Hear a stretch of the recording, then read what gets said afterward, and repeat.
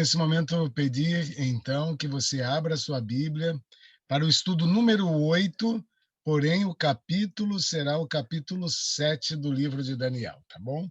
Mas é o estudo número 8.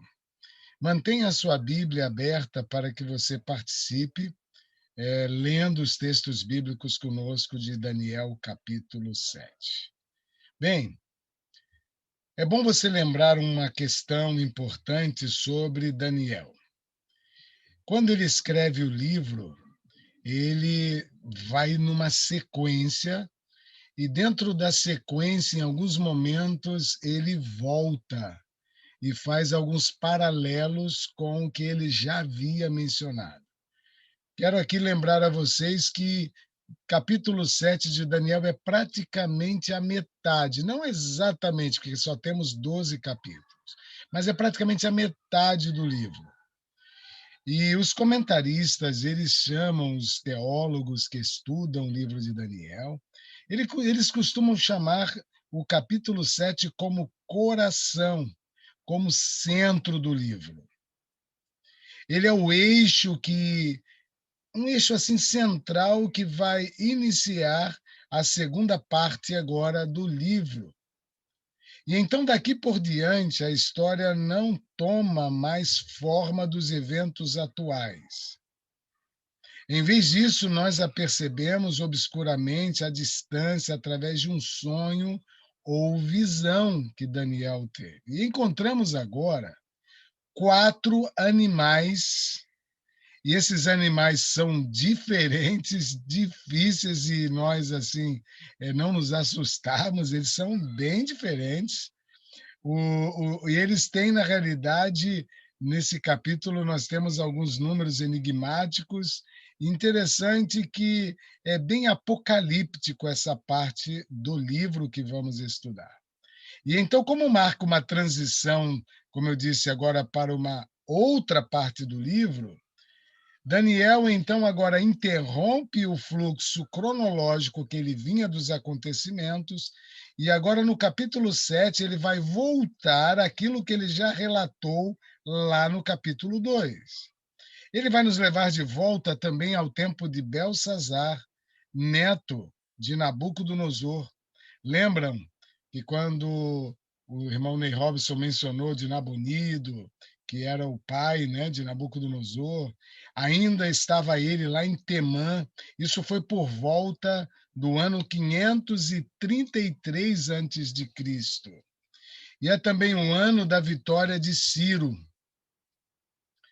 o ano que Ciro obteve uma vitória sobre os reis dos Medos e Persas, chamado Astíages, que tem acho que um acento. Isso está no livro de Jacques Ducan, na página 103. O título do livro é Segredos de Daniel. Também no capítulo 7, Deus mostra ao profeta animais com aparências, então já mencionei, diferentes. E esses animais têm características diferentes dos que hoje em dia temos. E nós observamos que cada uma dessas características tem peculiaridades a serem, então, desdobradas com significados, porque esses animais, é bom você lembrar que animal em profecia simboliza reino. Então, são animais que simbolizam, então, reinos, são animais que vão falar de profecias a respeito de reinos. Tá certo? Então, com isso, nós vamos a uma primeira pergunta agora, e vou distribuir aqui. O Daniel e a irmã Marileide estão podendo abrir os microfones, viu, Daniel? Peço a sua ajuda aí. Nós vamos aqui pedir à irmã Inês que faça a primeira leitura de Daniel 7, no versículo de 1 a 3, tá bom, irmã Inês? Daniel 7, de 1 a 3. E a irmã vai responder para a gente, vamos descobrir a seguinte resposta. No primeiro ano de Belsazar, qual foi o sonho que Daniel teve? Vamos ler agora Daniel 7, de 1 a 3. No primeiro ano de Belsazar, rei da Babilônia, teve Daniel um sonho e visões ante seus olhos, quando estava no seu leito. Escreveu logo o sonho e relatou a suma de todas as coisas. Falou Daniel e disse: Eu estava olhando durante a minha visão da noite, e eis que os 4 ventos do céu agitavam o mar grande. 4 animais grandes, diferentes uns dos outros, subiam no mar.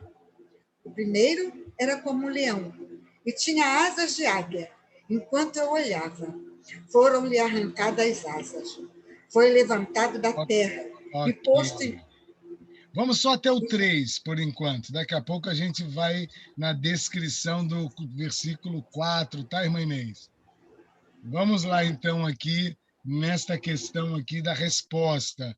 Ele teve que sonho? Ele teve um sonho de 4 animais grandes, diferentes uns dos outros. E uma questão, eles subiam do mar.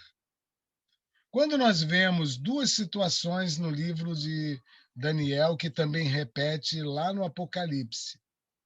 Quando emerge um poder desse do mar, ou seja, ele tem um aspecto mais amplo, são muitos povos, nações, línguas. O Apocalipse, inclusive, temos uma besta que emerge do mar, e o mar, essas muitas águas onde ela se assentou, significa uma universalidade. Agora, quando emerge da terra, como está lá no Apocalipse, é algo mais local. Agora, então, vejamos, esses animais, eles subiam do mar, e o qual era agitado pelos 4 ventos do céu. E este sonho ocorreu no primeiro ano de Belsazar, então por volta de 550 a.C. Provavelmente Daniel já estivesse, nessa época, com 73 anos de idade. Interessante esta questão. Então, nós vimos 4 animais, ok? Vamos ver aqui, o primeiro animal, ele era um leão, ok? E o segundo animal, nós vimos um leopardo. Perdão, o primeiro animal foi um leão, depois o segundo animal foi um urso, depois ele tinha algumas características que já vamos mencionar, depois um leopardo, ok? E depois apareceu um quarto animal bem diferente que devorava tudo. Ele nem é descrito assim, é bem espantoso, é o nome do quarto animal, como está descrito. Agora vamos ver essa pergunta, que é a seguinte: o que representam os 4 animais que subiam do grande mar? Vou pedir ao meu ancião, o irmão Alex, ele está com um Galaxy J5, é isso, Alex? Ele vai responder lendo Daniel 7,17. E o que representa os 4 animais que subiam então deste grande mar? 4 a 7. No capítulo 7, versículo 17. O versículo é 17. Então vamos lá. 17. Estes grandes animais, que são quatro reis que se levantarão da terra. Então, vocês veem a resposta do que representam esses 4 animais. Não é uma interpretação minha, mas esses 4 animais representam reinos ou reis. E descobrimos por simples comparação que essa visão de Daniel, capítulo 7, está num íntimo paralelo, como já mencionei, de Daniel, capítulo 2. Lembram da visão de uma estátua? E nós vamos ver que uma visão de Daniel vai ampliar a outra visão. Daniel, capítulo 2, tínhamos aqueles reinos, lembra? Babilônia, e vinha o peito de pratos medos e Pérsia, depois o ventre Grécia, depois as pernas Roma. Então, se uma visão vai ampliar a outra, os mesmos impérios representados por esses metais que acabei de citar, da estátua, são representados nas figuras dos 4 animais. Vocês viram que o Alex leu, né? Os 4 representam 4 reis, tá certo? Vamos agora voltar ao 4, que é o que a irmã Inês já estava lendo, mas eu vou pedir à irmã Inês que agora a irmã Iraneide leia para nós o versículo 4. Ô, pastor, Pois não. só fazer uma consideração, é possível? Claro, por favor. É interessante que Deus ele é incrível, né? Ele traz algumas informações de maneira gradativa. Então, a gente observa que em Daniel 2, a gente tem uma sucessão de reinos, representada por uma estátua, e é uma visão mais simples e geral. E a gente já estudou lá no capítulo 2. Aí agora, no capítulo 7, a gente vai estudar estes mesmos reinos, porém agora com mais detalhes, ao colocar os animais, características, e ali a gente vai tendo mais informações para entender a profecia e das profecias mais importantes, porque tudo isso nos leva a entender o tempo do fim, né? Como a gente conhece. E aí a gente vai ver, lógico, não é o motivo do estudo agora, mas em Daniel 8 vai ter um detalhamento um pouco maior, aí já direcionada para os reinos específicos ali que interessam.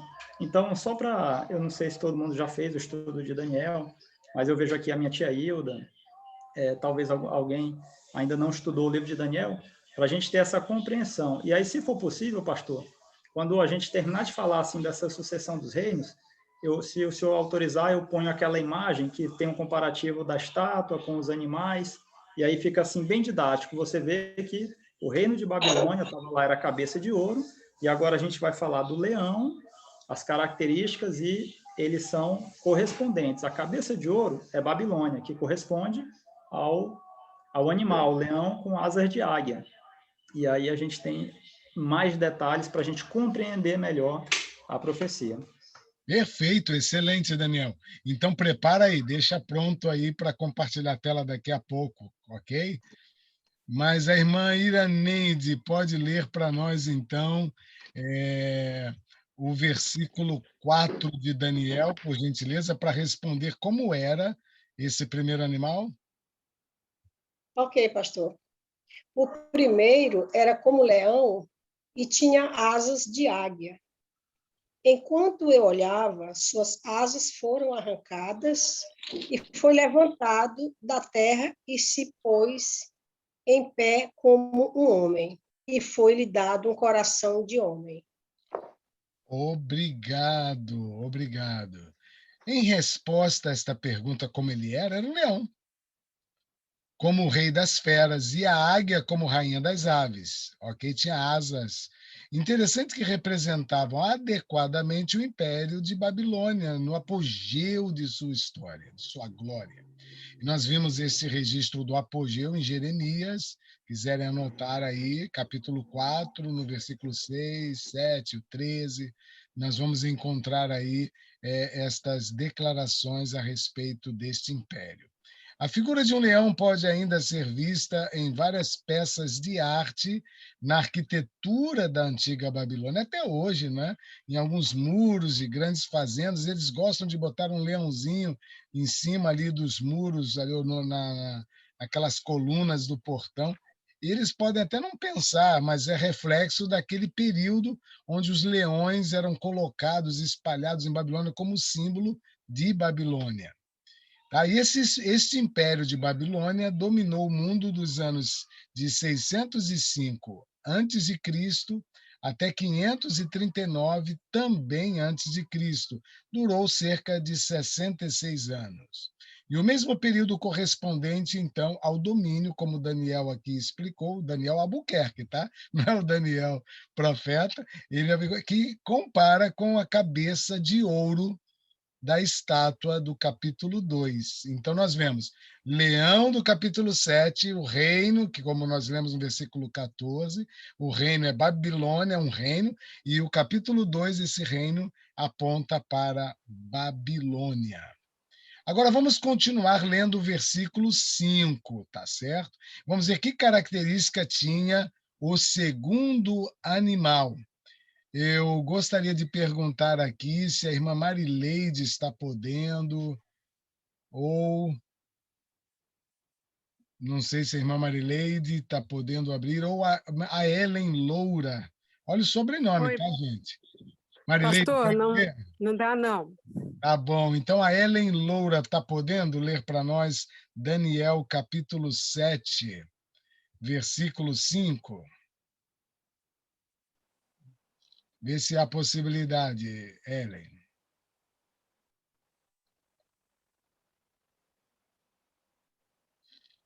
Consegue abrir, Daniel, o microfone dela? Não deu certo, ok? Vamos pedir aqui alguém, é só levantar a mão, alguém voluntário, então, né? Às vezes nem sempre a gente consegue aqui. Irmão Sérgio, então, o versículo 5, respondendo à pergunta da característica, qual era, né?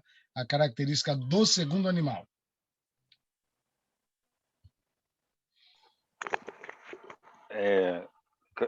Versículo 5, né? Exato. Continuei olhando, e eis aqui o segundo animal, semelhante a um urso, o qual se levantou sobre um dos seus lados, na boca entre os dentes, trazia 3 costelas. Ele diziam: levanta-te, devora muita carne. Maravilha, obrigado, irmão Sérgio. Nós Pois não. vemos aqui a resposta, então, né? Esse segundo animal era como um urso. E ele estava representando o segundo metal da estátua de Daniel, capítulo 2. Então, o império da Medo-Pérsia. Ô, pastor, Sim, interessante que fala assim, né? Ele levantou de um dos seus lados, né? Porque, na verdade, a gente sabe que é o Império Medo-Persa, porque era composto tanto pela Média quanto pelos persas. E um era maior do que o outro, né? Um lado desse reino, né, que era um duplo, digamos assim, era maior do que o outro, né? Os persas, eles tiveram uma proeminência em relação aos medos, mas naquela época eles atuavam juntos. Então, o urso... E, assim, esses indícios históricos é que fazem com que a gente tenha a confirmação da nossa interpretação historicista. Então, se vocês observarem, a gente tem aquele reino e aquelas características, aquele animal. E quando a gente pega a linha do tempo, a história, a gente observa que aquela nação, ela tem aquelas características. Então, essa interpretação historicista, né, como a gente costuma dizer, é a que melhor se encaixa e, portanto, nós cremos que é exatamente a correta interpretação destes animais. muito obrigado, excelente contribuição, Daniel. Então, nós vamos ver aqui que o Império Medo-Persa, não é, está aqui representado agora por um animal e não pelo metal, não é, a prata. Então, esse animal levantou-se sobre um dos seus lados, pois quando ocorreu a queda de Babilônia, os medos eram superiores aos persas no poder. Situação que posteriormente foi invertida. E o irmão Daniel, não profeta, Daniel Albuquerque, já nos ajudou. E mais uma observação: essas 3 costelas na boca desse urso representam as 3 principais conquistas da Medo-Pérsia, no processo de estabelecer sua hegemonia mundial. E essas 3 conquistas são elas: a Lídia, no ano de 547 a.C., não é? A Babilônia, 539, o Egito, 525, né, onde o domínio medo-persa durou de cerca de 539 antes de Cristo até 331 antes de Cristo. Foi um período bem mais longo. Lembram que Babilônia, 66 anos, já os medo-persas, 208 anos. Vamos agora ao versículo 6 para responder a próxima pergunta. Não vou pedir a Ellen, minha prima, né? Ela está com o celular travando, ela já colocou aqui no bate-papo, mas vamos aqui pedir ajuda a outro aqui voluntário. Fico feliz porque a irmã Catarina agora conseguiu acessar, né, irmã Inês? Que bênção, que bênção. Eliel, Eu não sei se com leitor aí, se você, para você é mais difícil, né? Para fazer a leitura de imediato, né? Dá um sinal se sim, um sinal se não. É mais difícil, né? Então, vou pedir aqui ao Daniel Albuquerque que leia o versículo 6 para responder qual era a característica do terceiro animal. Vamos lá, Daniel 7, verso 6. Depois disto, continuei olhando, e eis aqui outro, semelhante a um leopardo, e tinha nas costas 4 asas de ave. Tinha também este animal 4 cabeças, e foi-lhe dado domínio. Obrigado, Daniel. A resposta qual é, então, o terceiro animal? Um leopardo. O leopardo é um animal feroz, tá? É um animal carnívoro, notável por sua velocidade, agilidade e movimentos. Nós vemos uma descrição em Abacuque 1:8 sobre isto. E, historicamente, as 4 asas têm sido interpretadas como representando a velocidade com que Alexandre o Grande venceu os exércitos inimigos.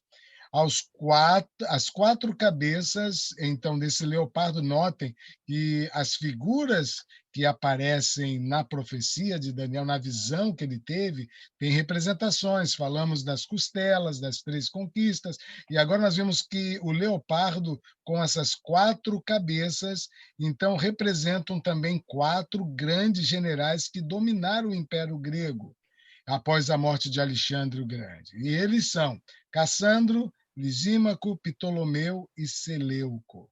Interessante, né? Esses detalhes na profecia. E a Grécia dominou entre 331 a.C. até 168, ou seja, 163 anos de domínio. O anterior, 208. E agora o terceiro reino, que corresponde também ao terceiro metal da estátua do Daniel, capítulo 2. A Grécia, então, corresponde a esse mesmo quadril da estátua de que Nabucodonosor viu em visão. Vamos para a próxima pergunta, descrevendo agora no versículo 7, sempre no capítulo 7, como era o quarto animal, ok? Eu vou pedir aqui, se a irmã Hilda puder abrir o microfone. Consegue, irmã Hilda? Está com a Bíblia em mãos. Daniel, capítulo 7, versículo 7.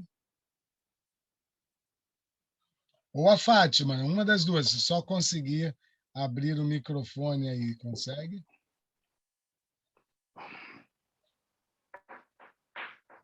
Não está conseguindo? Tenta mais uma vez.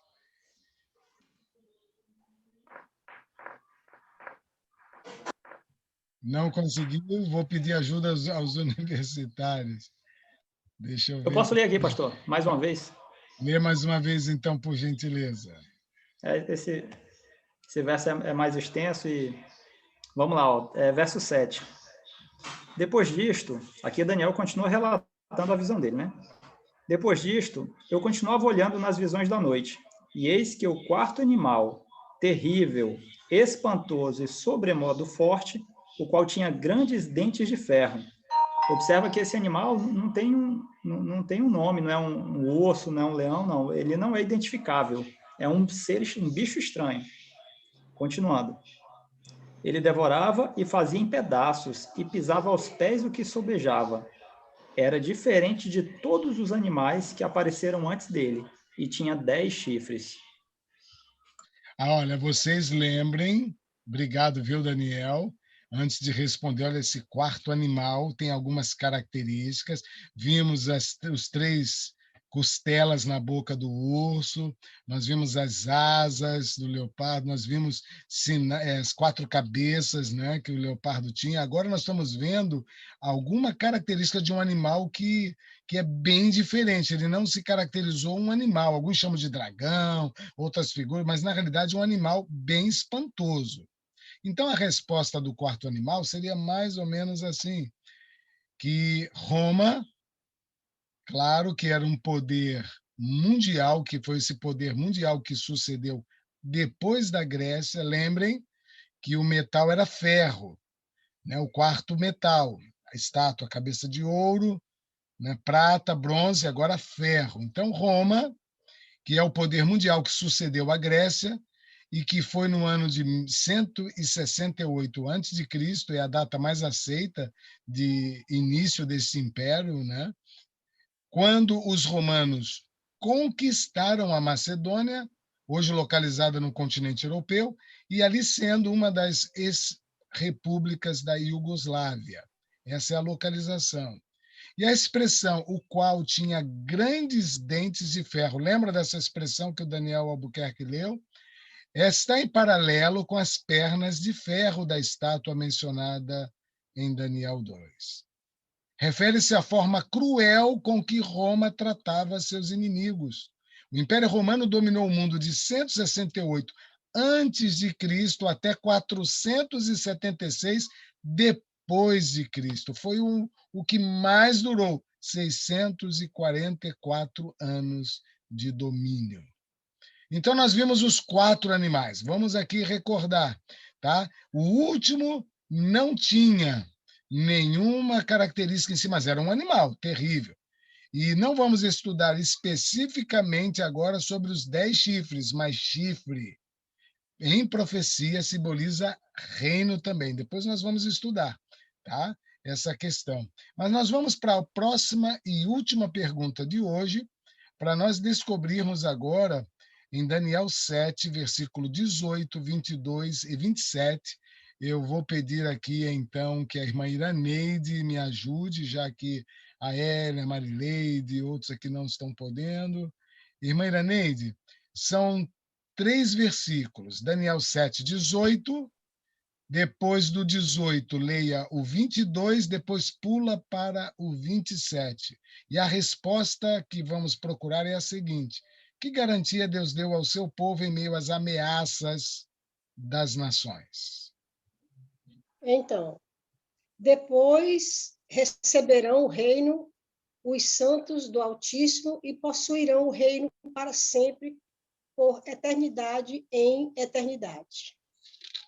Até que veio o ancião de muitos dias e se deu juízo aos santos do Altíssimo, e chegou o tempo em que os santos possuíram o reino, e que o reino, o domínio e a majestade dos reinos debaixo de todos os céus sejam dados ao povo dos santos do Altíssimo, cujo reino é um reino eterno, e todos os impérios o servirão e lhe obedecerão. Excelente. Tem outro? 28, até o né? 27, até o 27. Ah, tá.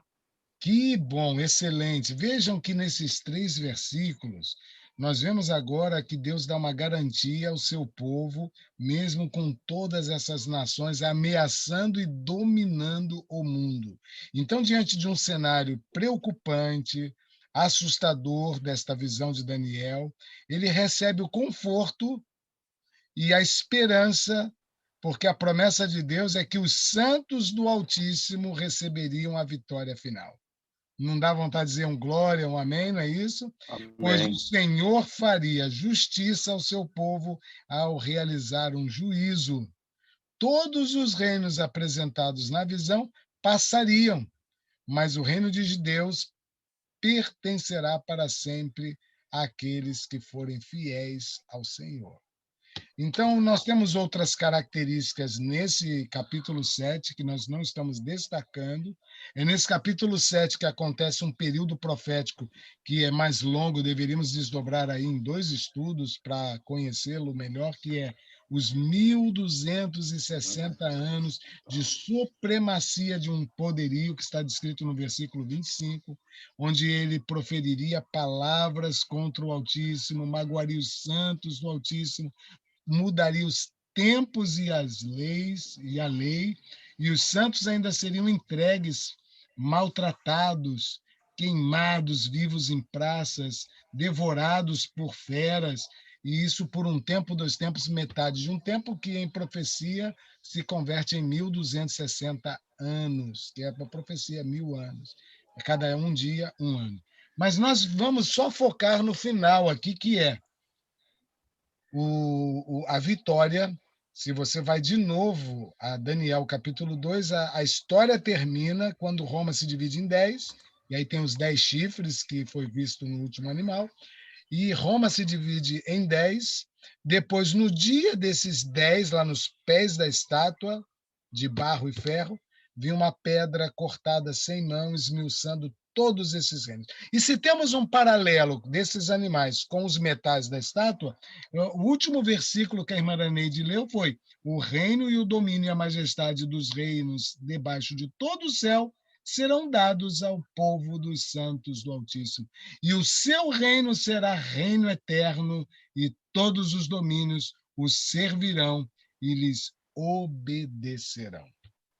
Não é lindo nós estudarmos profecia? Não é confortante sabermos que, mediante tudo que o inimigo fizer, Deus ainda vai ter a vitória final. Deus é maravilhoso. Amém. Assim, agora nós vamos abrir para comentários e abrir e também para perguntas que tivermos aqui entre vocês. Não vou estar gravando essa parte, então fique à vontade para perguntar e comentar também. Mas antes disso, acho que o Daniel quer fazer uma complementação. Pode falar, Daniel. Pastor, só a gente, para ter uma recapitulação geral, colocar a imagem aqui da estátua. É verdade, eu tinha esquecido da imagem, por favor. Eu vou compartilhar aqui. Então, aí uma imagem bem simples. Então, a gente vê que em Daniel 2 citavam-se 4 metais, né? O ouro, representando o Império Babilônico, que corresponde ao leão. E, como eu disse anteriormente, né? Com mais detalhes, ao expor as características do leão, observa que a cabeça era de ouro. E a gente sabe que o leão é o rei dos animais, né? Então, representando essa supremacia que havia naquele momento do Império Babilônico. Aí, da mesma forma, o Império Medo-Persa, que na estátua era a parte de prata, e agora em Daniel 7 corresponde ao urso. E ali tem as características, ele se coloca de um lado, porque é Medo e Persa, então são 2 lados ali daquele reino. E aí a gente tem o quadril, né, de bronze, que representa o Império Grego, e o animal é o leopardo. E aí a gente viu aqui as características, o avanço, quando a gente vê na história, o avanço do Império Grego, ele foi muito veloz. E esse animal, o leopardo, ele tem essa característica, e as asas simbolizam isso também. Ele foi muito rápido.